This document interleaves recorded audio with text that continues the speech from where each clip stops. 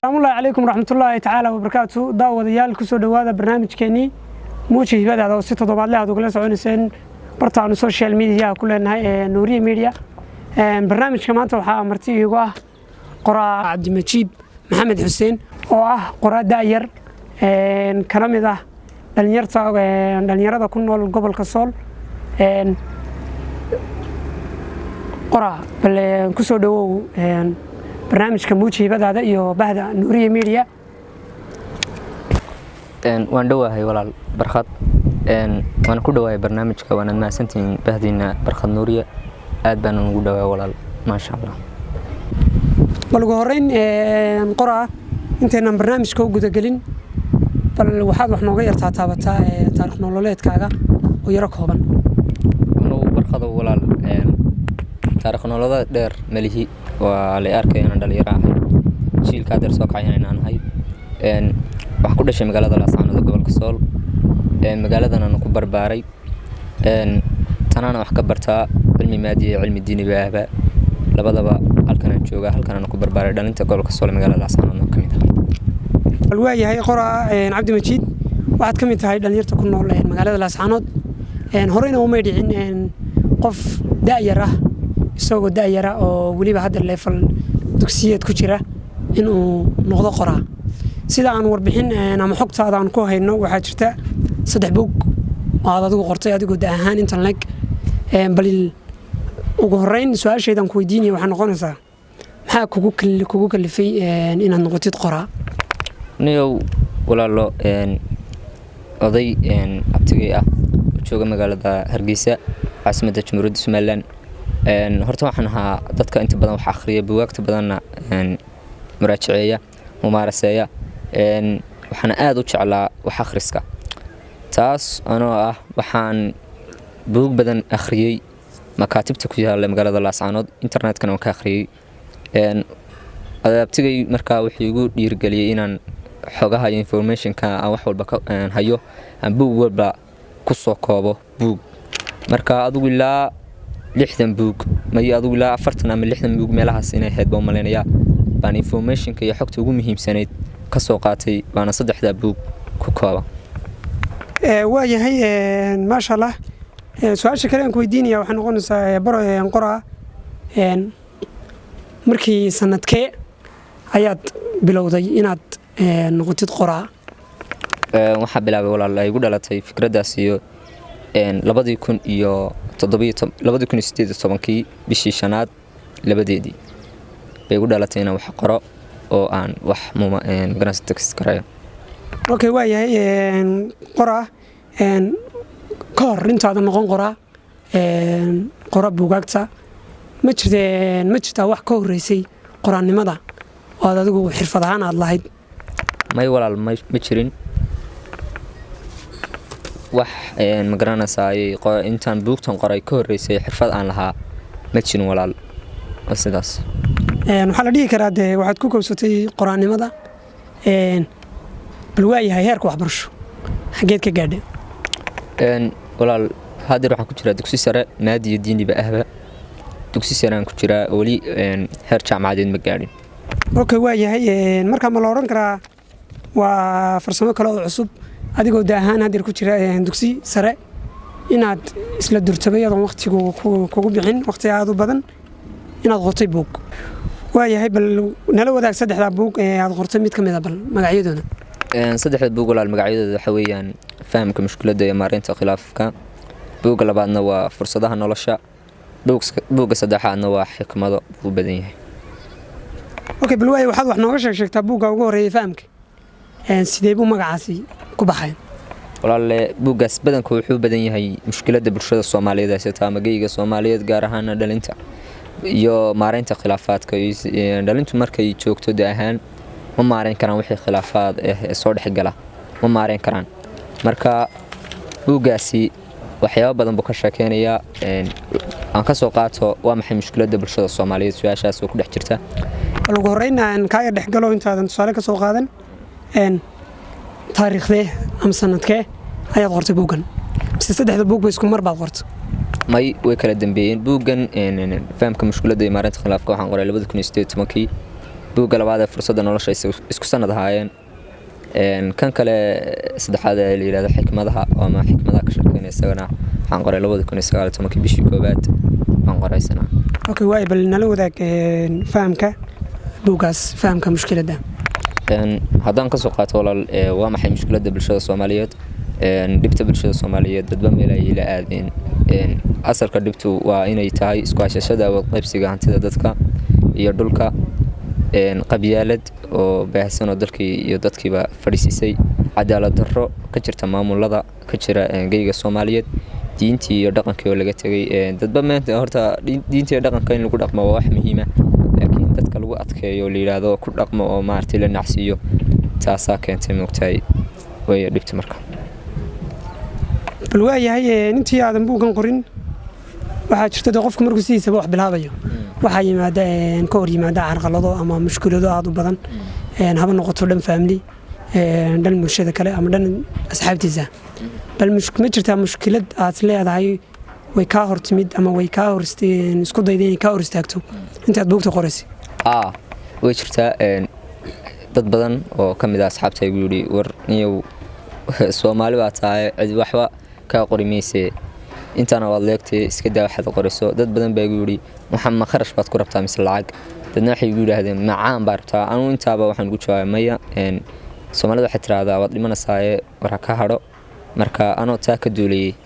baan bulshadeedu faa'iiday caqabado fara badan oo igu yimaadeen aan halkan lagu soo koobi karin laakiin intii ma garanaysaa dhalinta kamid ah iyagana waxaan ku leeyahay salaaka guusha soo raaca insha Allah. Okay, bal waayahay shalay waxaa jirtay maray kula haayeen si aad hadalkaaga ka dhawaajisay waxaa jirtay inay ku dhaheen yawma waxaad ma dhaqaalaad ku raadinaysaa ama sidee bay kugu suurtagelaysaa adigoo daayar inaad buug qortid bal waayahay ma jirta jawaabid ama jawaab aad uga bixisay maadaama aad maanta qortay isla iyagii bartii shalay taagnaayeen ma uga falceliso de ma u sheegto ma tiri waa kuwan buugtan qoray? asxaabteeda baan mid u hibiyey buug walibana buugga jaldigiisu ku qornaa inkastoo aan isku yara dhacnay markii hore laakiin markii dambe iska heshiinay isagana magaciisa halka ma sheegi karo maadaama markii hore halkaas ugu dhacnay marka way jirtaa oo bar badan baan u hibeeyey kuna qudra qaatay buugtan qoray iyo dhibtan u soo maray iyo say wixii isu bedeleen iyo markii hore say ila hadlayeen iyo markii dambe hawshu isu bedeshay. Okay, su'aasheeda kale haddaan imaado qoraa inta buugtaad qoraysay ma jirtaa wax kaa yaabiyey ama aad la fajacday oo dee culays kugu noqday intaad ku guda jirtay qoraanimadan? way jidhaa mar baan galay fikirka hirdinta fikirka diinta aad waxaan usii galay qaybaha shiicada iyo qaybaha sansir wax ka yara taataabo runtii xasaa anigaaba iska shakiyey mabda aan haysto madhabkan haysto aan iska shakiyey aan sidii mala madhabkan haysto waa khalad bartii baan ku jujiyey oday baa igu yiri waxan waa isku bedelaysaa iska da maadaama diinta aad wax badan aad ugu haysan anaaba moodaba diinteenu inaba si kala batayba markii aan dib ugu noqday waxyaabahaas aad iga yaabiyey. Okay, waa yahay bal hadalkaaga hadii aan dib ugu noqdo waxaad tiri waan iska shaki maxaa kalifay macnaha inaad iska shakidid sidee bay ku timi? walaalow waxay ku timi horta marka lagu leeyahay culumma iskhilaaftay midba daliil cad buu haystaa oo dee ku sugan masxabkan ama axaadiis tii nabiga laga soo wariyay qaybta minka shiicadu axaadiis badan bay hayaan oo caadi oo cad laakiin muhiimadu meeshan waa dariiqa loo wada socday iskuma khilaafsana hadafka dheer ee jannada iyo naarta iyaga iskuma khilaafsana laakiin sidii dariiqa loo mari lahaa ama dariiqa fudud baynu marnaa mise dariiqa yara adag diintuna waa labada ama waa sunna ama waajib sunnuhuna waa dariiq yara jilicsan oo adaa samaysana waa laga ajar baad leedahay haddii ma garanaysaay aad samaysidna haddaad samayn weydana laguma ciqaabe waajibkuna uu kasoo horjeedaayo haddaad samaysana waa ajar baad helaysaa haddii aad samayn weydana ciqaabad helaysaa marka arintaas isku khilaafsan yihiin badanaa waxba iskuma khilaafsan. Okay, waaye bal wax kale waxaan haddii intaas su'aalahan kaga imaado intaan aan kusii socon barnaamijka bal buugta labada buug kale iyaguna aad qortay bal mid kamid ah balsana magaciisa la wadaag. buugga kale aan qoray waa xikmada kaasaan ku yara horeynaya buugga kale waxaan ku koobayaa 5 xikmadood oo buugga ku jira koobaad caawi dadka in ka badan inta ay ka filayaan xikmadda labaad hawada isticmaalin wax kasta haysato xikmadda saddexaad argosiga ugu fiican waa inaad iska cafiso iskana ilowdo xikmad afraad haddii aad rabtid in lagu jeclaado ahow sidaa tahay ha iska dhigin waxaadan ahayn ta saddexaadna waxa weeye rag waxay ku riyoodaan gabar dhammaystiran dumarkuna waxay ku riyoodaan wiil dhammaystiran alle wuxuu u abuuray labadoodaba inuu midka kala dhammaystiro marka ha ku daalin inaad raadiso gabadh ama wiil dhammaystiran marka ilaahay wuxuu u abuuray mid walba midka kale inuu dhammaystiro okay waayahay bal buugan hadda xikmado sidee buu magacaas waqtima ayaad ay kugu dhalatay inaad magacan aasaastid waxay igu dhalatay sanadkii aan qoray bay igu dhalatay walaal isla sanadkaas buugga wuxuu u badan yahay sheekooyin marka sheekooyin walba waxaa ku jirta dulucdaas iminka inooga soo xulay 5 sheeko dulucdood weeye marka dulucdaas inooga soo xulay weeyaan sababahaas iyo xikmadahaas baan ugu magacaabay xikmado buugga xikmadaha ka sheekanay waa isla sheekooyin baad jirta Soomaaliya aad ka soo bal waaya mid kamid ah bal iyada manala wadaag kartaa niyow de wax buug bay ku qornaan ka wadi sanad horena imka 2020 laba sano ka hor baa la qora de wallahi hadii aan isdhiilaa xataa la wadaag waan san maskaxdiisan ku jirin buugiina way geeray maqan yahay marka sidaas laag jireed kula wadaag karo walaal okay waayahay hadda waxaad ka dhabaysay inaad tiri 3 buug baan daabacay ma jira mid kamid ah oo daabacadii saxda ahayd ku soo baxday oo ama dadka u soo bandhigtay oo ama bulshada reer Lascaanood ay ka faa'iideysteen saddexdaba way jiraan saddexdaba walaal waa soo bandhigay saddexdaba waa laga faa'iideystay saddexdaba dadka qaar waan wada sii waan wada hibiyay laboratory-ga Lascaanoodna waan wada dhigay okay waayahay markii buugaas saddexda buug ee qaybood aad dhigtay librariyada ama aad ku soo bandhigisay goobaha kala duwan ee magaalada Lascaanood leedahay falcelintii kuugu badnayd ama falcelin ma jirta waxaad nala wadaagtay iyadana falcelinadii aad goobaha kala kulmisay marka buugaaga la akhristay walaalow horta Lascaanood kuma soo bandhigin maalmo dhowto wax socday book fair anoo isla ka qayb gal isagoo yimi aniga awgeed baan qayb galay tiyada kale goobo kale aad ku soo bandhigay way jiraan waxa kamid ah mid iskuulka aan dhigto hortiisa baan ku bixiyay buugtaas dad gaar ah waliba nasiye weyn hadday daawanayaan way garanayaan waan wada siiyay dadkaas buugta markay wada akhristeen waxyaabo badan bay noloshooda iska bedelay si uga haysteen noloshooda iyo buugtan markii hore waxay u arkeen buug yar oo bilaa macni ka sheekanay laakiin markay arkeen cilmiga iyo tawaaduc ku fadhiyo bay ka heleen yiraahdeen kuwa kalena soo daabaa laakiin insha Allah 2020 kan intuusan dhamaan sanadkan aan daabacad dib ugu celinay saddexda qora waxa hadda buug baa jirtay inaad qortay isla saddexdaas aad ka dhawaatay waxaan qoray 3 buug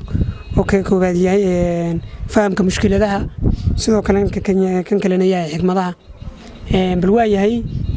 intii buugtaad qoraysay ma jirta cid ka caawisay ama garab lahaad leh oo maanta la dhigi karto qofka iyo qofkaas baa garbigiisa isoo siiyeen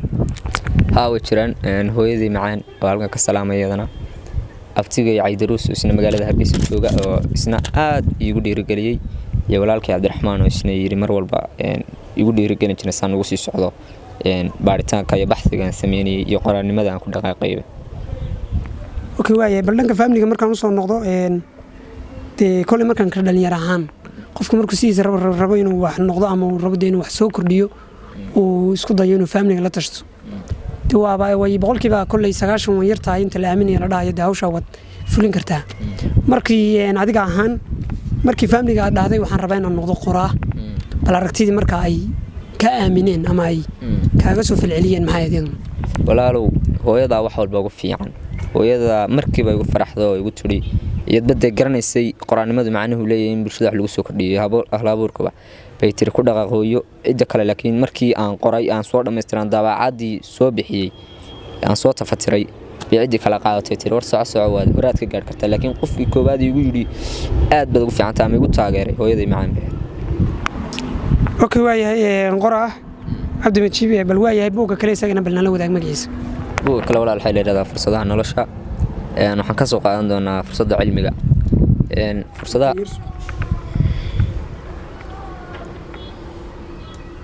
okay waayahay buugan waxaad tiri isagana waxaad ku magacowday fursadaha nolosha magacaasi sidee buu ka baxay ama goormuu baxay ama waqtigee ayaad bixisay magacan mise buuga intaadan qorin baad buuga agtama markii aad qorto kadib baad magaca u bixisaa mise inta magaca marka hore intaad magaca soo bixisid baad kadib qortaa buugaagta may waxaan qoraa buugga markaan dhammaystiro aan isku tafatiro oo caadi u wada noqdo oo dib buug dhammaystiran oo la qaadan karo noqdo markaasaan magaca u bixiyaa magaca ku munaasibka buuggan markaasaan u bixiyaa buugtaba saasaan ugu wada bixiyay okay waa yahay bal qoraa magacan sidee uu soo ku baxaa fursadaha nolosha buuggan fursadaha nolosha wax ku baxay inta badan wuxuu ka shaqeynaa fursadaha la wada haysto nolosha ina soo wada maraya waxaan ka soo qaadan doonaa mid fursadahaas okay waa bal la wadaag waxaan ka soo qaadan doonaa fursadda cilmiga maadaama ay tahay fursadaha ugu qaalisan ee buugga ku jira fursadda cilmigu waa fursado aad iyo aad u qiimo badan Alle subxaanahu wa ta'aala dad gaar siiyo dadka qaar baanan cilmi lahayn sabab ogtiinba cilmigu haba ahaado xataa saad u labisato waa cilmi soo moogid oo caqliga ku siinayo marka Alle subxaanahu wa ta'aala quraankiisa wuxuu ku raaliyo walladina ya'lamuuna walladina la ya'lamuun miisimiin dadka cilmiga leh iyo dadkan cilmiga lahayn marka qof walba oo dhalinyaro ah oo idaawanaya ama bulshada Soomaaliyeed kamid ah waxaan ku dhiirigelinayaa inuu intuu nool yahay ama caafimaad qabo oo wax barto baan ku dhiirigelinayaa waayo waxbarashadu baahiyo badan baa naga xiran waana baahiyaha asaasiga qofka bini'aadamka uu u baahan yahay xataa waxa kamid ah cilmigu waa cibaado sanu ka qaadan xadiiska man salaka dariiqan yaltabisu fihi cilman sahala Allahu lahu bi dariiqan ila al-janna cilmiga hadda dariiq u marto waa cilmi dalbayso jannada lagu fududiyaa waxyaabaha jannada lagu galana waa cibaado iyo amalu Alle subhanahu wa ta'ala ka raaliya marka cilmiga xanu maleynaya inuu yahay cilmi Alle ka raaliyahayna inuu yahay cibaado aad jannada ku gali karto waa yahay qoraa hadii intaan kaga nimaado su'aalaha waxaa jira gobolka Sool marka la dhaho guud ahaanba qoraayo deegaan ku leeyahay waxaa jirta abwaano hal abuuro kala duwan naadiyo ma la kaashatay markii buugaagtaad qoraysay ama dema wax wada hadal ma la sameeyo matri waxaan doonayaa inaan buugta qoro ka Cabdi Majiid ahaan may wallahi walaal wax buu lama tashan cida ama qoraa ah hal abuura laakiin way jiraan laba qoraa oo soo wacay oo Hargeysa joogay oo tafaasiil badan iga siiyay qoraanimada iyo fankan qoraanimada ah marka labada nin baan u maleynay wax ii huba inaan khadka laakiin khadka telefoonka laakiin si toos isku maanaan iman wax naadiyana uma tagin laakiin urur la yiraahdo hal door oo laascaanada xumaan 2019 mise 18 meelaha mar inay ahayd oo aan u tagay aan u sheegay magaranaysa hibadeyda marka halka urur baa jira magaalada laascaanood iyo labada qoraa wax aan qorayaan u soo bandhigay okay waa yahay waa mahadsantahay qoraa Cabdi Majiid hadda waxaan taaganahay guntii iyo gabagabadii barnaamijka su'aasheeda ugu dambaysa anigaan ku dhiibayaa halkan maxaad kula talinaysaa dhalinyarta Soomaaliyeed meel walba joogan guud ahaan dalka iyo dibadda dadka ku daawanaya iyagana bal talada iyo dhiirigelinta halkan aad u marinaysaa maxay noqonaysaa horta dhalintan ku horeynaya walaal maadaama xataa dadka inay daawanaya weeyeel ku jiraan dhalinta waxaan ku oran lahaa maanta siyaasi haba ahaado muxaafid ama mucaarad nin walba caan oo bulshada raba in wax ka noqdo hubka kaliya adeegsado waa dhalinta hubka kaliya ku dhawaaqay markuu rabo inuu dantiisa gaadho waa waa dhalinta ninkan siyaasiga ay markuu u tartamay doorashada dhalinta shaarka dhalintu xidhaa dhalintu maanta waxay noqotay surwaal ama shaar la xidho markuu rabana uu xidhanayo waa magaca weyn dhalinta uu mar walba dhahay dhalintan wuxuu qabanaya dalkan wuxuu qabanaya dalka wax loo qabanayo cid wax loo qabanayo waa jiilka soo kacaya dhalintii markuu kursiga tago uu taladii dalka qabtana wuxuu oranayaa meel buu isaga riixaya wadadan magaranayay cilmi badan ku fadhiyo buu keenaya marka dhalinta waxaan ku talin lahaa niyow siyaasigu marna uu ku dangaaraya marna wad aragtaan inuu meel cidlaan kaga tagayo aynu tafaxaydano inagu sina dalkan u maamuli lahayn dadkana daawanayna waxaan ku oran lahaa gaar ahaan reer Laascaanood qof walba raba inuu muujiyo hibadiisa oo anigu hay dad badan inay daawanayaan waxaan oran lahaa walaalkay Markhad Nuuriye oo fikir fiican magaalada Laascaan ku soo kadhiyay bahdiisaba inay ka faa'iideystaan oo ay yimaadaan si ay ugu soo bandhigaan hibadooda una sii dhiirigeliyaan dhalinta bulshada Soomaaliyeed gaar ahaan magaalada Laascaanood gobolka Sool waa yahay abwaan qoraa su'aasheeda ugu dambaysa dhalinyarta hadda waxaa jirta sidaadoo kale dhalinyarta raba inay qoraan iyaguna buugaag ama dee hibo ama dee raba rajo iyagu leh bal tusaale ahaan dhalinyarta adigoo kale rabana in hadda qoraanimo bilaabaan maadaama adigu aad 2 sano ka hor aad qoraanimada bilowday 3 buugna aad soo saartay bal dhalinyarta hadda iyagu dee hadda ku soo jira wadadii horeyda adigu aad soo martay hadda iyagu raba inay soo maraan haba noqdaan kuwii aad la tashanaysay oo iyagu dib markay ka arkaan 3 buug ku dhiirada inay iyaguna qoraan maxaad iyagana bal kula talin lahayd ama fikirkaada hawada u marinayso muxuu noqonayaa waxaan oran lahaa wax walba waa ku celcelin iyo samir iyo adkaysi inaad wax walba samir iyo adkaysi ku dhameysaan oo dhabar adeeg aad ku dhameysaan ba wax walba oran lahaa kuna dhiirada hawshiinana wata siinina noqotana ama idin la muuqato inaad wax walba horumar ka gaarsaan socdo man ku oran insha Allah wad guuleysan doontaan Allah subhanahu wa ta'ala tara saarto daawadayaal intaas waxaan noogu eeg barnaamijkeenii muuji hibadaada oo aad si toddobaadle ah ugala soconayseen social media ku leenahay Nuuriye Media barnaamijka maanta waxaa matay ugu ahaa Cabdimajiid Maxamed Xuseen oo ah qoraa da'yar kuna nool magaalada Laascaanood barnaamij qoraa oo kaga mahadcelinaa booqashadaada aad na soo ajiibtay iyo codsiga aan ku soo gudbisanay ahaa inaad marti nooga noqotid barnaamijka taana waan kaga mahadcelinaa waxaan ku leenahay qoraa soo dhawow mar labaad iyo mar saddexaad daawadayaal intaas waxaan naga eeg barnaamijkeenii muuji hibadaada barnaamijka waxaan la socodsiinay anigoo ah Barkad Maxamed Barkad Nuuriye tan iyo intaan barnaamij la mid ah ku kulmi doono waxaan idinkaga tagaynaa salaamu alaykum waraxmatullaahi tacaala wa barakaatuh